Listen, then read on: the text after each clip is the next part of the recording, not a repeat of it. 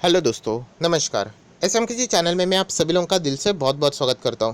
तो दोस्तों, इस वीडियो में हम लोग यहाँ पे बात करने वाले कल के दिन एक बहुत बड़ी ब्रेकिंग न्यूज़ हम लोग को देखने को मिली थी। मैंने आप लोगों को कल के दिन भी बोला था आखिरी वीडियो में कि सैटरडे संडे बहुत ही ज़्यादा इंटरेस्टिंग रहने वाला है, क्योंकि कल के दिन बहुत ज़्यादा फ्राइडे के दिन इंपॉर्टेंट न्यूज़ सामने आए थे।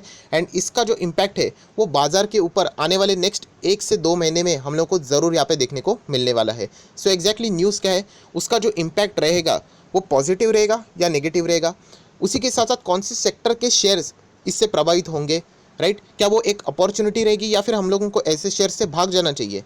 सो इससे रिलेटेड सारी बातें इस वीडियो में यहाँ पे होने वाली है। एंड कुछ नई चीज़ें भी आप लोगों को शायद से यहाँ पे सीखने को भी मिल सकती है। तो एक काम कर लेते हैं, इस वीडियो को स्टार्ट करते बट उससे पहले जरूर कहना चाहूँगा, आज के दिन आप लोगों ने देखा होगा टाटा मोटर्स से रिलेटेड, टाटा केमिकल से रिलेटेड ज़बरदस्त एक ब्रेकिंग न्यूज़ है। तो ये वीडियो को देख लेना, लिंक नीचे डिस्क्रिप्शन बॉक्स में मिल जाएगी। एंड स्टॉक मार्केट क्लासेस इस चैनल पर भी जो वीडियो यहाँ पे आया हुआ है कि कोई भी शेयर खरीदने से पहले इन 5 चीज़ों को जरूर चेक करना जब मार्केट इतने हायर लेवल पे है, वरना आप लोग यहाँ पे फंस सकते हो। सो ये वीडियो का भी लिंक ऊपर आई बटन पे नीचे डिस्क्रिप्शन बॉक्स में दे दिया है, इसको भी जरूर चेकआउट कर लेना। सो दोस्तों, अभी हम लोग आ चुके हैं बिल्कुल हमारे नॉर्मल स्क्रीन के ऊपर। अगर मैं यहाँ पे बात करूँ तो ये खबर किससे रिलेटेड है?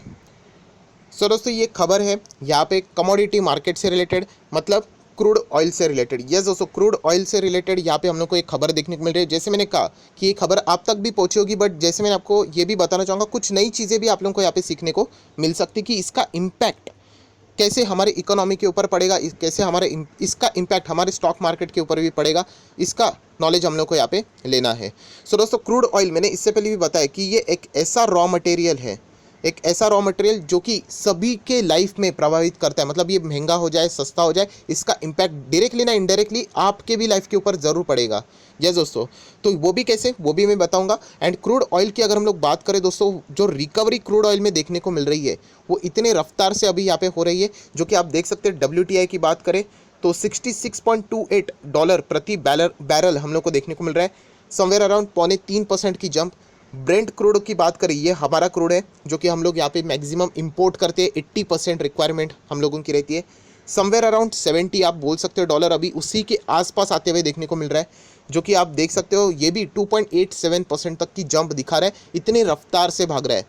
सो दोस्तों, जिन लोगों को नहीं पता मैं बताना चाहूँगा, ये एक ऐसा रॉ मटेरियल जो कि हर एक चीज़ में इस्तेमाल होता है। एंड अगर मैं बात करूँ तो पेट्रोल पेट्रोल डीजल आप लोगों ने सुना तो होगा, तो ये पेट्रोल चीज़ें इतना महंगा हो चुका है। सो दोस्तों, ये जो क्रूड ऑयल है ये अगर और महंगा हो गया ना तो पेट्रोल भी और महंगा हो जाएगा।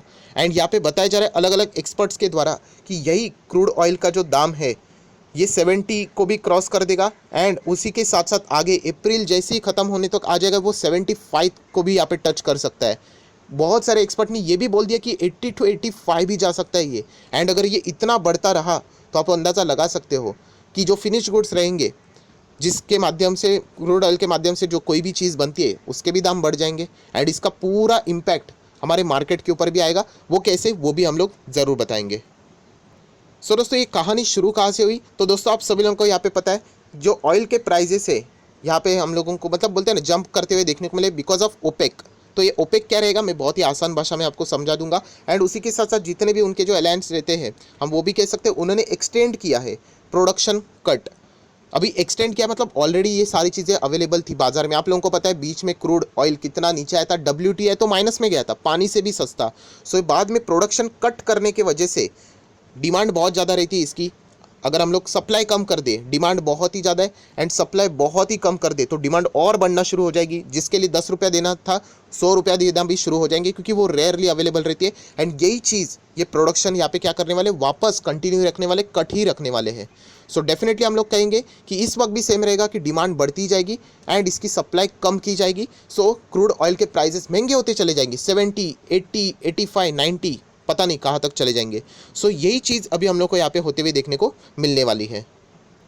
सो दोस्तों, अभी हम लोग आ चुके हैं यहाँ पे व्हाइट स्क्रीन के ऊपर। यहाँ पे हम लोग को 2 चीज़ें सीखनी है। जैसे मैंने आपको बताया, ये ओपेक, राइट? ओपेक मतलब मैं आप एकदम ईजी लैंग्वेज में बोलूँगा, जिन लोगों को इसका नॉलेज होगा वो शायद से थोड़ा सा उनको बुरा लगे, सर इतना इस टाइप का एक्सप्लेनेशन मत करना, बट कोई बात नहीं, उनको समझ में आना चाहिए, बस उतना ही। ये ओपेक मतलब पकड़ के चलना कि एक ग्रुप है।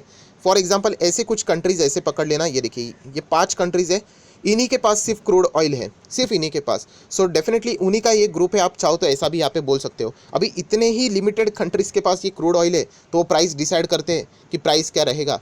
राइट। एंड जैसे मैंने आप लोगों को बताया, यहाँ पे वो क्या करेंगे, प्रोडक्शन क्रूड ऑयल कम बनाएंगे। कम बनाएंगे तो क्या होगा, डिमांड बहुत ज़्यादा रहेगा कि पहले कोई 100 रुपया देने के लिए तैयार है। अगर मैंने बोला कि सिर्फ एक ही बैरल है तो कोई बोलेगा मैं 1000 देने के लिए तैयार हूँ, दूसरा बोली लगाएगा मैं 10,000 देने के लिए तैयार हूँ। इससे क्या होता है, प्राइस बढ़ना शुरू हो जाती है। एंड इसी के कारण आप देख सकते हैं क्रूड ऑयल लगातार बढ़ते ही जा रहा है, बढ़ते ही जा रहा है। ये पहले हुआ था एंड यही फैसला उन्होंने कंटिन्यू रखा है ओपेक ने, कि क्या, कि हम लोग प्रोडक्शन यहाँ पे कट ही रखेंगे। अगर वो ज़्यादा कर देंगे तो क्या हो जाएगा कि यहाँ पे डिमांड ज़्यादा है बट सप्लाई ज़्यादा होना शुरू हो जाएगा, तो प्राइस भी नीचे आना शुरू हो जाएगी। बट फिलहाल प्रैक्टिकली क्या हो रहा है यहाँ पे कि उन्होंने डिसाइड किया कि हम लोग जो प्रोडक्शन है क्रूड ऑयल का वो लिमिटेड ही रखेंगे, कट करके चलेंगे प्रोडक्शन, जिसके कारण डिमांड तो बढ़ती रहे बट सप्लाई कम रहे, जिसके कारण जो क्रूड ऑयल का दाम है वो यहाँ पे आसमान छू जाए। एंड अगर ऐसा होगा तो आप सभी लोगों को, जैसे मैंने बताया कि क्रूड ऑयल एक ऐसा रॉ मटेरियल है जो कि हर चीज़ में यूज़ होता है, डायरेक्टली ना इनडायरेक्टली। जैसे मैंने आपको बताया अभी पेट्रोल भी बना है ना, तो क्रूड ऑयल का इस्तेमाल होता है। अभी क्रूड ऑयल की प्राइस बढ़ेगी तो पेट्रोल की प्राइस भी बढ़ना शुरू हो जाएगी, राइट। ऑलरेडी बढ़ी है वो अलग बात है, क्रूड ऑयल और अगर महंगा हो गया तो और भी बढ़ना शुरू हो जाएगी। सो पेट्रोल के दाम बढ़ेंगे तो आप सभी लोगों को पता है सबसे ज़्यादा चीज़ क्या महंगी हो जाएगी, ट्रांसपोर्टेशन। अगर एक सब्जी को भी यहाँ से ए से बी लेके जाना है, राइट, तो पहले यहाँ पे 100 का पेट्रोल हुआ करता था फॉर एग्जाम्पल, यहाँ से यहाँ पे अगर आप लेके जाते हो, ठीक है, अगर यहाँ पे पेट्रोल महंगा हो गया फॉर एग्जाम्पल 200 हो गया, एग्जाम्पल 200 हो गया, तो वो थोड़ी ना सब्जी वाला ये अपने जेब से भरेगा, वो सब्जी महंगी कर देगा, ट्रांसपोर्टेशन बढ़ गया। तो इसलिए मैंने कहा कि ये क्रूड ऑयल का महंगा होना आपके घर के किचन तक ये इम्पैक्ट करवा देता है। सो यही चीज़ें हम लोग को देखने को मिलने वाली है, क्रूड ऑयल महंगा तो पेट्रोल महंगा, पेट्रोल महंगा तो ट्रांसपोर्टेशन महंगा, हर चीज़ महंगी, तो यहाँ पे इन्फ्लेशन बढ़ते हुए देखने को मिलेगा। एंड अगर इन्फ्लेशन बढ़ेगा तो आरबीआई को यहाँ पे क्या करने पड़ेंगे, इंटरेस्ट रेट बढ़ाने पड़ेंगे। एंड अगर रेट्स अगर बढ़ने शुरू हो जाएंगे सो हम लोग कह सकते हैं बाजार में, मतलब जो फिलहाल यहाँ पे रेट्स हम लोग को अच्छे खासे बाजार में देखने को मिलते हैं इक्विटी मार्केट में, इससे अच्छा यहाँ पे पैसा हम लोग को डाइवर्ट होते हुए देखने को मिलेगा। एंड अगर यहाँ पे डाइवर्ट होगा तो बाजार का पैसा निकलना शुरू हो जाएगा, लिक्विडिटी वापस प्रॉब्लम में आ जाएगी, मतलब बाजार में पैसा कम आना शुरू हो जाएगा। सो ऑटोमेटिकली हमारा मार्केट नीचे भी यहाँ पे जा सकता है। तो ये इतनी बड़ी चेन रहती है, बहुत सिंपल है जो मैंने अभी आप लोगों को बताया। अगर नहीं समझा तो एक बार रिवाइंड करके आराम से देख लेना। तो ये चीज़ें अभी फ्यूचर में यहाँ पे हो सकती है, क्योंकि उन्होंने बताया कि अप्रैल एंड तक वो यहाँ पे प्रोडक्शन कट करने से रिलेटेड बातों को यहाँ पे फिलहाल तो उन्होंने बरकरार रखा है। सो ये पॉइंट नंबर 1 था जो कि हम लोगों ने यहाँ पे बिल्कुल भी भूलना नहीं चाहिए। सो अभी हम लोग आ जाते हैं आखिरी पॉइंट नंबर 2 के ऊपर, कि अगर ये क्रूड ऑयल बढ़ेगा, राइट, तो फ़ायदा किसका होगा एंड नुकसान किसका होगा।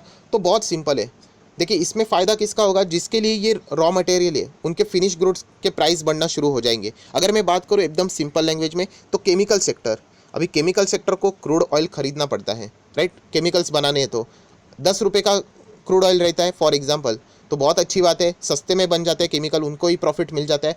यही क्रूड ऑयल 10 का 100 हो गया तो इन्हीं को महंगा पड़ने वाला है, right. So definitely chemical sector के स्टॉक हम लोगों को इसके चलते थोड़े से प्रेशराइज होते हुए देखने को यहाँ पे मिल सकते हैं। प्रेशराइज का अर्थ ये नहीं कि वो ख़त्म हो गए करके, क्योंकि जैसे मैंने आप लोगों को बताया ये जो क्रूड ऑयल बढ़ने की जो बातें हैं, राइट, ये जो क्रूड ऑयल बढ़ने की, ये किसी एक पर्टिकुलर केमिकल सेक्टर वाले स्टॉक के लिए नहीं है, उनका घर का मामला नहीं है, ये पूरा मामला वर्ल्ड का मामला है।